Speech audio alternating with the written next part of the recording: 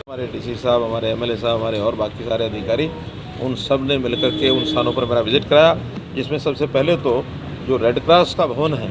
वहाँ red cross के भवन के साथ ही 1 एकड़ ज़मीन पर एक 50 बिस्तर का रिहेबिलिटेशन सेंटर, क्योंकि मुझको मालूम है कि सिरसा जिला और आसपास के जो सारा क्षेत्र है, यहाँ नशे से जो प्रभावित जो युवा हैं, उन सब का डी एडिक्शन सेंटर, बाद में रिहेबिलिटेशन सेंटर, इसकी बहुत बड़ी आवश्यकता है। तो उसमें सबसे पहले तो उस रिहेबिलिटेशन सेंटर की मंजूरी मैंने दे दी है। कितना 1 एकड़ ज़मीन इसी सब का है हमारे रिहेबिलिटेशन सेंटर का 1 एकड़ कितना, हाँ, तो रेड क्रॉस के भवन की बैक साइड में 1 एकड़ ज़मीन उसके लिए मंजूर कर दी है।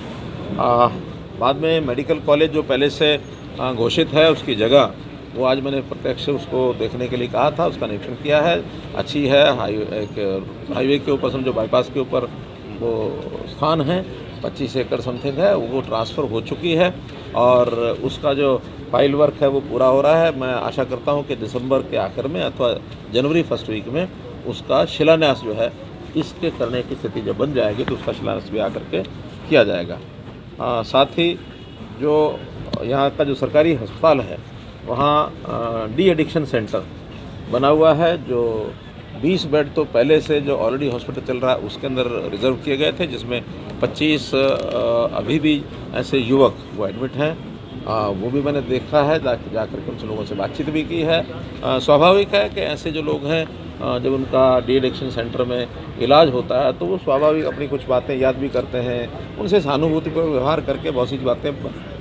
यानी पूछी जा सकती हैं, कौन सप्लाई करता है, कौन उनको देता है, तो सब बातें वो बताने के लिए भी तैयार होते हैं।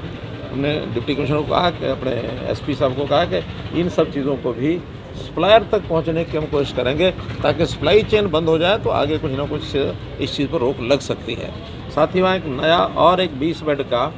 डी एडिक्शन सेंटर भी तैयार हो रहा है, बहुत जल्दी वो भी वर्किंग में आ जाएगा, तो वहाँ उसकी भी सर्विस और मिल जाएगी। ये अलग अलग संस्थाओं की अनाज मंडी है, कहीं एचएसबीपी है, कहीं काम पब्लिक हेल्थ करता है, तो वो सब चीज़ें मार्केटिंग बोर्ड के अंतर्गत ही लाई जाएंगी और मार्केटिंग बोर्ड एनुअल मेंटेनेंस भी जो है मार्केटिंग बोर्ड स्वयं कराएगा। वहाँ के सीवरेज को भी, और पुराना सीवरेज है उसकी भी जांच करा करके अगर आवश्यकता हुई तो सारा या अथवा कुछ पोर्शन उसमें नया सीवरेज भी डलवाया जाएगा। इसके बाद ऑटो मार्केट यहाँ की हमको मालूम है कि 1985 से वो ऑटो मार्केट बनी थी, उसकी ज़मीन उस समय एक्वायर की गई थी और बाद में दुकानें बनाई गई, कुछ दुकानें दे दी गई हैं, कुछ अभी निर्माणाधीन हैं, लेकिन कोई प्रकार के झगड़े जैसे पड़ते हैं तो पुरानी सरकारों के कुछ नियम इस प्रकार के बने थे कि विवाद बन गए और वो विवाद भी अभी तक निपटा नहीं है। पिछले 6-7 साल से हम कोशिश करते हैं कि विवाद जो उसका निपटे। आखिर में डिपार्टमेंट के लोगों को भी हमने उसकी सारी कैलकुलेशन कराई है, उन लोगों के साथ भी बैठ के कैलकुलेशन की है। दोनों तरफ की बात की बातें समझौते में कुछ ना कुछ तो नियम जो पहले बने हुए थे उसको सरल किया है। बची हुई पेमेंट सारी जल्दी जमा हो जाएगी। जो दुकानें बनी नहीं हैं वो भी म्यूनसिपल कमेटी उसको, हमारी नगर परिषद है उनको बनवा देगी और लगभग उसमें 50 करोड़ रुपए का तो जो उनका रेवेन्यू आएगा दुकानों का, अथवा वहाँ जो एक पेट्रोल पंप की साइट है, 2 सर्विस सेंटर की साइट है, एक रेस्टोरेंट की साइट है, कुछ म्यूनसिपैलिटी ने भी पैसा उनको देना है, उन्होंने यूज़ किया हुआ है, तो विद इंटरेस्ट अपनी म्यूनसिपैलिटी है उनको 5 करोड़ 5.5 करोड़ रुपये वो देगी। कुल मिला करके और मोटा मोटा उनका जो हिसाब किताब बना है उसमें पैसा जो आने वाला है उसकी भी एक निश्चित टाइम टेबल के साथ वो पैसा आएगा और वहाँ जो विकास के काम है वो भी उसी में से होंगे। इसके बाद जो खेड़ के ऊपर लगभग 750 ऐसे परिवार थे जिनको हाउसिंग बोर्ड के फ्लैट्स हैं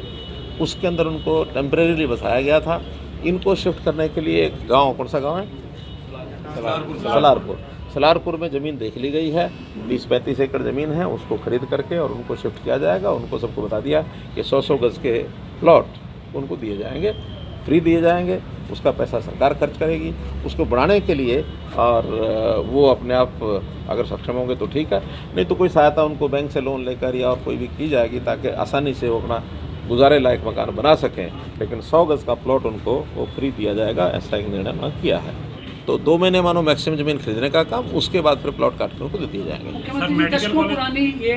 कॉलेज का जिक्र किया जाता नहीं, जिक्र नहीं किया जाता, वादा करके जाएंगे कि आज जिक्र नहीं किया जाता। आज मैंने प्रत्यक्ष उस साइट को देखा है और प्रत्यक्ष उसकी फाइलें भी देख ली हैं। ज़मीन ट्रांसफ़र का विषय था, वो कंप्लीट हो गया है और ज़मीन कंप्लीट होने के बाद उसको लीज़ पर दिया गया है। पहले ये HIO हिसार की ज़मीन है, तो उन्होंने, चूँकि HIO इंडिपेंडेंट ऑटोनोमस बॉडी है, उन्होंने MER के नाम उसको लीज़ पर कर दिया है और वो कंपनी भी तय हो गई है, HLL हाँ, कंपनी तय हो गई है, जिसने उसका सारा डिज़ाइन बनाना है, जिसने उसका टेंडर डॉक्यूमेंट वो तैयार करना है। और जो मुझे बताया गया है कि जनवरी तक सब करके हम कंप्लीट इसका टेंडर लगा देंगे और टेंडर लगते ही शिलान्यास करने के लिए मैं स्वयं आऊँगा, बताऊँगा। और एक बात जो मुझे आप सबके सामने अभी बतानी है, मैंने अभी किसी को बताई नहीं है, पहले यहीं उसका मैं रहस्य उद्घाटन करता हूँ कि इस मेडिकल कॉलेज का नाम संत सरसाईनाथ के नाम से रखा जाए।